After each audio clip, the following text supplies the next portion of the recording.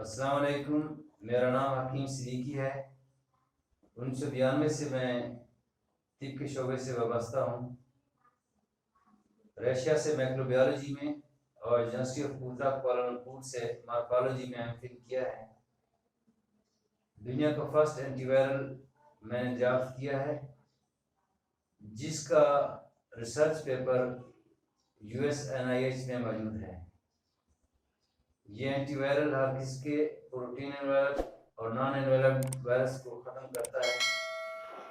इसके साथ साथ मैंने डायबिटीज़ का यानी शुगर का इलाज ड्राफ्ट किया है। ये शुगर कंट्रोल नहीं बल्कि हमेशा हमेशा के लिए शुगर को ख़त्म करता है। इससे पहले कि मैं अपनी इस दवाई का इंट्रोडक्शन करवाऊँ, शुगर के बारे में बताऊंगा आपको कि शुगर है क्या।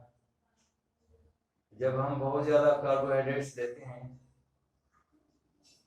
तो हमारे ब्लड के अंदर ग्लूकोज का लेवल बहुत ज़्यादा हो जाता है और ग्लूकोज को हमारे बॉडी सेल्स इस्तेमाल नहीं कर सकते।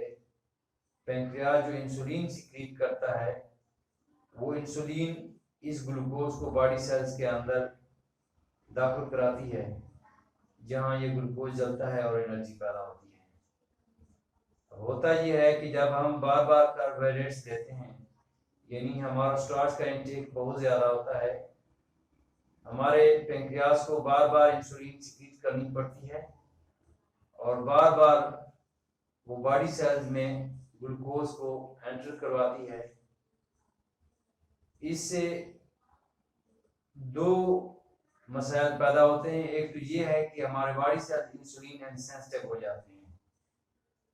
इस वक्त पाकिस्तान में मोर देन 90% लोग जो है वो इंसुलिन इनसेंसिटिव हैं, यानी कि इंसुलिन को पहचानने से हमारे बॉडी सेल्स इनकार कर देते हैं और जो हमारा पेंक्रियास है वो इन्फ्लेम्ड हो जाता है और हमारे ब्लड में इंसुलिन का लेवल ज़्यादा हो जाता है, जिससे होता यह है कि प्यास बार बार लगती है, भूख बार बार लगती है, बॉडी वेट कम हो जाता है यानी वेट लॉस होता है, पेशाब बार बार आता है, दांत कमज़ोर हो जाते हैं, मसूड़े फूल जाते हैं, आदमी सुस्त और कम हिम्मत हो जाता है, पेशाब से और सांस से मीठी मीठी बू आती है, याददाश्त कमज़ोर हो जाती है, नज़र कमज़ोर हो जाती है, कानों से कम सुनाई देता है और फीमेल में मेंसेस इरेगुलेट हो जाते हैं या फिर एमेनोरिया हो जाता है यानी कि मेंसेस बंद हो जाते हैं। बाजार में इसकी बहुत ज़्यादा मेडिकेशन अवेलेबल है, एलोपैथी में, होम्योपैथी में और हर्बल मेडिसिन में, लेकिन सब की सब एक तो सिर्फ शुगर को कंट्रोल करती हैं। कोई भी मेडिसिन ऐसी नहीं है कि जो बिल्कुल हमेशा के लिए शुगर को खत्म कर दे, लेकिन इसके साथ साथ इन मेडिकेशंस के साइड इफ़ेक्ट्स इतने ज़्यादा हैं कि अगर लिखा जाए तो एक तवील फहरिस्त बनती है, जिनमें मैं आपको थोड़ा से बता देता हूँ।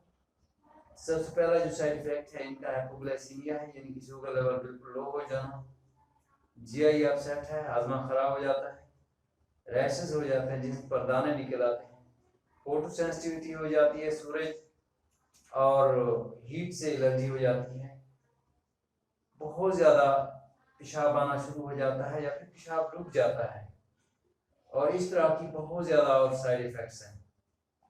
लेकिन मैंने जो ये बायोमोलिक्यूल ड्राफ्ट किए हैं पीसाइमिन नाम के, इनका अल्हम्दुलिल्लाह मोर देन 3000 एनिमल और ह्यूमन ट्रायल्स में कर चुका हूँ। किसी एनिमल ट्रायल में और ना ही किसी ह्यूमन ट्रायल में अभी तक कोई साइड इफेक्ट इसका सामने आया है। ये सबसे पहले आपकी जो इंसुलिन इनसेंसिटिविटी है उसको खत्म करती है। आपके बॉडी सेल्स इंसुलिन को पहचानना शुरू कर देते हैं दोबारा से और ग्लूकोज को एक्सेप्ट करना शुरू कर देते हैं। और दूसरा ये है कि आपका जो इंसुलिन इन्फ्लेम्ड, जो पेंक्रियास की इन्फ्लेमेशन है वो खत्म हो जाती है, पेंक्रियास अपने नॉर्मल लेवल पर आ जाता है, नॉर्मल साइज में आ जाता है और ब्लड में जो बढ़ा हुआ इंसुलिन है वो नॉर्मल लेवल पर आ जाता है, यानी कि पेंक्रियास जो ज़्यादा इंसुलिन सिक्रीट कर रहा होता है वो ठीक हो जाता है और कम जो है ना बाज कुछ सिचुएशन में ऐसा होता है कि इंसुलिन कम पैदा हो रही होती है। दो सिचुएशन है, या इंसुलिन हमारी बॉडी की जरूरियात के मुताबिक नहीं पैदा हो रही होती, या फिर पैदा हो रही थी यूटिलाइज नहीं हो पा रही होती है इंसुलिन सेंसिटिविटी की वजह से। लेकिन हमारी मॉलिक्यूल है पी-साइमिन, इनकी वजह से कम पैदा हो रही है तो वो नॉर्मल लेवल पर आ जाती है, और ज़्यादा पैदा हो रही है तो भी वो रेगुलेट हो जाती है, इंसुलिन का लेवल नॉर्मल हो जाता है, इंसुलिन सेंसिटिविटी खत्म हो जाती है।